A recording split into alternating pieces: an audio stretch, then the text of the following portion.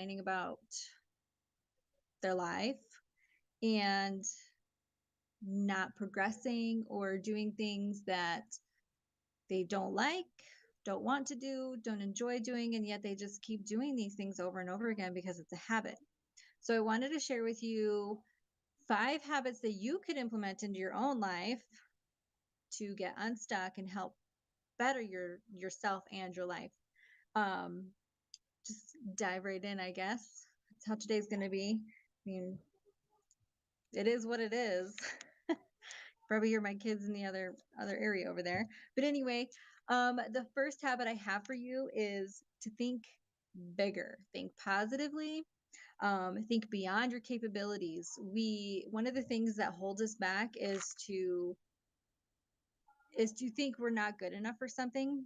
For example, say you want a better job and you're at this business and this position comes available, and then you look at the requirements or the capabilities or the skills that are required for this position, and you don't even try. So instead of not trying, go for it anyway and say, you know what, I may not have these skills yet. And that's the key word, yet, because you can create those skills in the future. And if you have a big enough drive, if you show enough desire, sometimes the people doing the hiring will go, you know what, this person over here, they may have the skills and the qualifications, but they don't have the desire.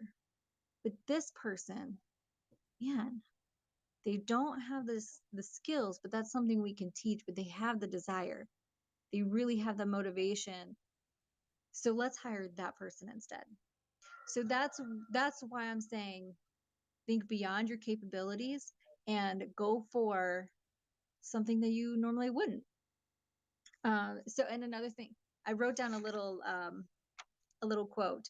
What man can conceive and believe he can achieve? I think that's Napoleon Hill or something of that effect, he said. So if you believe it, then you can conceive it. So just throwing that out there. So if you're having a hard time thinking bigger, there's an exercise that Terry Savelle Foy does when she talks about her vision boards. I forget what it's called, but it's write down 101 things that you would like to do or accomplish or have or whatever goals that you'd like to do over your lifetime. 101. And usually people get through the first 10, maybe, and they're like, okay. And then after that, it gets a little bit harder because we don't usually think beyond where we could go. We don't think beyond our capabilities. And that's one of the things that keeps us stuck. And the extra one after 100 is to go a little bit further. So I highly recommend doing that. It's kind of a fun thing. It took me a couple days to do, but I did it. Not saying that I've achieved any of them. I should actually go back and look and see. That'd be interesting because I did it a couple years ago. But 101 like goals, things you want, exercise. Anyway, so think bigger is number 1. Number 2 is set goals.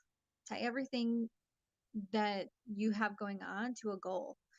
If you want to do your dishes, have a goal of like 10 minutes. I could totally do this in 10 minutes. Or make it a game and put on a song. And like my goal is to have the floor swept in 2 songs. 2 songs. That's your goal. And make it fun and have fun with it. One of my goals is to currently build a business. And for me, it's investing in myself, investing in my business, studying, but then taking one step further, which is the scary part, is actually implementing. I did not want to go live today. Not want to go live today at all. Like, oh, I don't feel like it. Oh, do people even care? Is anyone going to even watch? Does it even matter? But doing it anyway, messy bun and all. That is like my motto right now. Messy buns build businesses because it's true. This is my life. Adult acne and everything. It's just there. That's how it's happening. Um, but set those goals and do it. My goal today was to go live. So I'm doing it. because I want to share with you, because I do have some good information and to share with people, and I don't want to keep it to myself. I don't think that's fair. So when I come across things, I like to give it to others. Anyway, so with your goals, you can write them down. Write them down. I do a study group every morning, and I write down my main goal. My main goal, which is going to take a couple of years to accomplish every single day, and I take up a whole sheet, just write it over and over and over again. So, but in doing so, that sticks it up here. Like at first, you're like, oh, it's not gonna happen. It's not gonna happen. Nope, it's a whole lie, right? And you write these goals down. But then over time, you're like, this might happen. This totally might happen. But in doing so, it pushes you forward into taking those actions, into doing those goals, like going live today. Um, and again, you could do that 101 exercise and write down all those things. Set your goals and then just start blinking them off little by little. Like, okay, I really want to do a Florida vacation. What's it going to take? First, a decision. And once you made that decision, decide what time. Like, when are you going to go? And then start saving the money. It's actually a lot of people, they decide when I have the time and have the money, then I'll go on my vacation. But it should be the other way around, because you have the money, you just don't think you have the money because you spend it in other areas. We all do it, every single one of us. This hair is like bugging me. But like the time, I don't have time to go do XYZ. You can find the time because, for example, we did not have the money to pay for something that we were going to do. It was like $2,500. But guess what? Truck broke down and it cost $2,500. We found the money because we had to. And we would have found the money. If you desire something, you'll find a way. That's just how it goes. Anyway, so number 2 is set goals. Number 1 is think bigger. Number 3, spend your time wisely. I am just as bad as the next person and doing things that I absolutely despise just because it's a habit. Like scrolling Facebook, social media.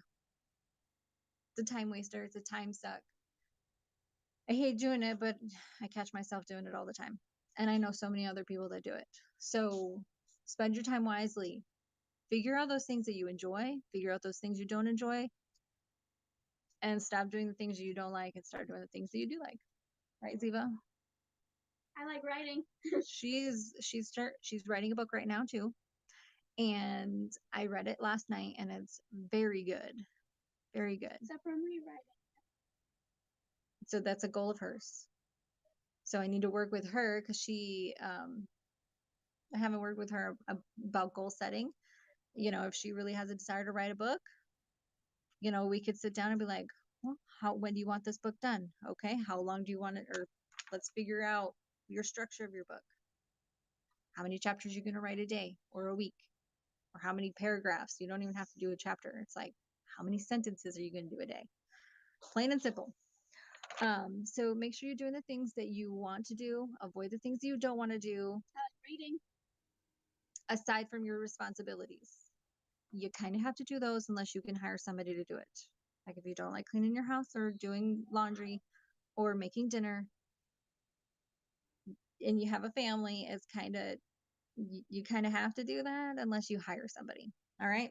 So 1 is think bigger. 2 is set goals. The 3rd habit is spend your time wisely. Spend it wisely. 4 is take up new challenges.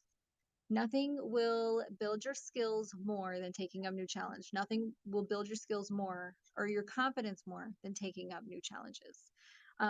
There's something called the confidence loop. I think Tony Robbins calls it something else. This is something that Mel Robbins calls it this. So if you want to do something, you want to take up public speaking. Please go. Thank you, Jer. If you want to take up public speaking, that's kind of a scary thing for many, many people. and you're like, oh, I don't know. Your first step is to decide to take up public speaking. Now, you can study, you can learn, you can invest in programs, you can join Toastmasters, whatever it is.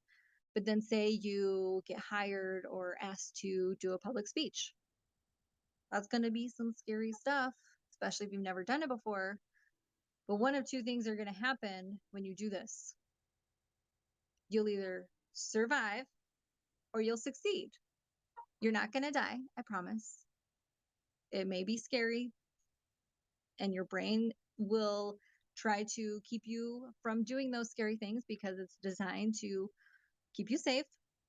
But again, you'll either survive or succeed. You're not going to die. And in doing so, you'll build your skills.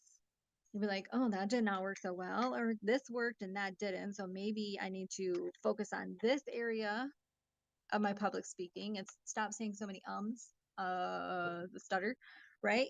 So it'll build your skills. Got stuff going on back there. And as you build your skills, you'll gain competence. And then as you gain competence, it builds your confidence. And with confidence, you'll be more likely to decide again to do it again. So you'll just go on this circle of this competency loop, and you'll just get better and better. You don't like fail and never do it again. I mean, you could, that's your choice. But I'm saying if you keep going, it'll just build your skills. Like going live on, well, this is Haps and Facebook and YouTube, I believe. But you gain confidence. Just like when you have, I don't know how many women are on here, but when you have kids, your first kid, you're like, it can be kind of frightening. The second kid can be kind of frightening, but it just comes natural as you're doing the motions.